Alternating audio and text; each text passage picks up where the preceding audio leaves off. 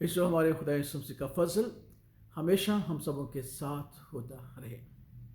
اس جو خدا ان کا کلام پشت در پشت سینہ بسینہ ہم تک پہنچا ہے۔ خدا ان کے کلام کی صداقتیں ہمیشہ ان کے دل میں قائم رہیں جو خداوند سے ڈرتے اور اس کا احساس رکھتے تھے۔ ایوب نبی موسیٰ کے زمانے سے پہلے تھا اور توریت کے لکھے جانے سے پہلے اس کی تحریر جو تھی وہ موجود تھی۔ ایوب نبی پر خدا کا کلام خداوند کے عرفان سے اور پشت در پشت سینہ بسینہ یاد رکھے جانے کے باعث پہنچتا رہا۔ اس لیے اس نے اپنے ایمان کا اقرار کیا اور خداوند کی حقیقتوں کو، خداوند کی قدرت کو، خداوند کی عظمت کو، خداوند کی محبت کو، خداوند کے پیار کو اس نے بیان کیا۔ اس نے کہا کہ خداوند نے دیا، خداوند نے لیا، خداوند کا نام مبارک ہے۔ اس نے اس بات کا بیان کرتے ہوئے کہا کہ ہم دکھ اور سکھ خداوند سے پاتے ہیں کیونکہ وہی ہمارا خداوند ہے، وہی ہمارا خالق ہے۔ اس لیے اس نے اپنی زندگی کا محور اپنے خداوند ہی کو بیان کیا۔ پھر اس نے کہا کہ میرا ضامن عالم بالا پر ہے، اور پھر اس نے کہا کہ میرا خداوند زندہ ہے، میرا نجات دینے والا زندہ ہے، میرا منجی زندہ ہے۔ میں اپنے کھال کے برباد ہو جانے سے، اپنے بدن کے برباد ہو جانے کے باعث بھی اپنی آنکھوں سے اسے دیکھوں گا، غیر کی آنکھوں سے نہیں۔ کتنا عظیم! یہ خداوند کے کلام کی وہ باتیں تھی جو اس تک خداوند کے عرفان اور سینہ بسینہ اور پشت در پشت پہنچے۔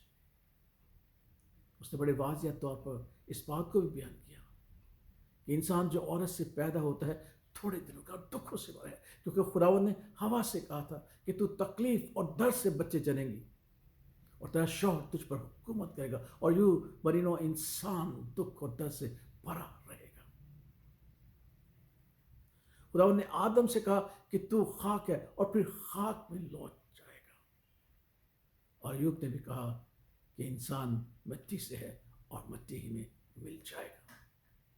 ایک اور صداقت بیان کرتے ہوئے ایوب نے اس بات کو بیان کیا کہ ہر جاندار کی جان اس کے ہاتھ میں ہے اور بنی آدم کا دم بھی اسی کے پاس ہے، اور وہ اکٹھے فنا ہو جائیں گے۔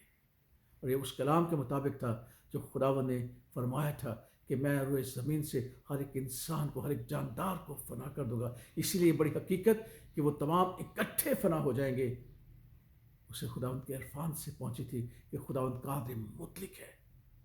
اور زبور نویس بھی کہتا ہے کہ جاندار کا دم تیرے ہاتھ میں ہے، جب تو اپنا چہرہ چھپا لیتا ہے وہ پریشان ہو جاتا ہے، اور جب تو ان کا دم روک لیتا ہے تو وہ مٹی میں مل جاتے ہیں اور فنا ہو جاتے ہیں۔ اسو یہ باتیں کس طریقے سے ایوب کی زندگی میں قائم رہی۔ ایوب نے کہا کہ دیکھ، خداوند کا خوف حکمت اور بدی سے دور رہنا خرید ہے۔ خداوند کا خوف ہی حکمت ہے اور بدی سے دور رہنا خرید ہے۔ خداوند کا خوف جو ہے، the fear of the Lord is the wisdom، اور بدی سے دور رہنا، away from the evil is the understanding۔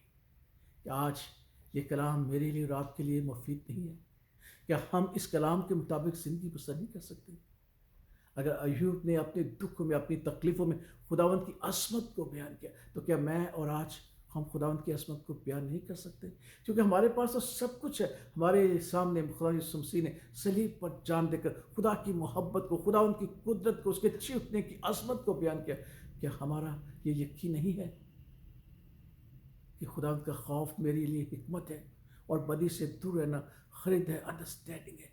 آئیے ہم اسی حکمت اور اسی انڈرسٹینڈنگ کے ساتھ اپنی زندگی بسر کریں، تاکہ ہم بدی سے، برائی سے، گناہ اور موت کی ظلمتوں سے بچ کر خداوند میں ایک آزاد، خوش اور شادمان زندگی بسر کریں، کہ جس میں اطمینان بھی ہو اور ہماری زندگی میں خوشی اور شادمانی بھی ہو اور ہم مطمئن رہیں۔ آئیے خداوند کے اس کلام کو یاد رکھیں کہ خداوند کا خوف حکمت ہے اور بدی سے دور رہنا خرد ہے۔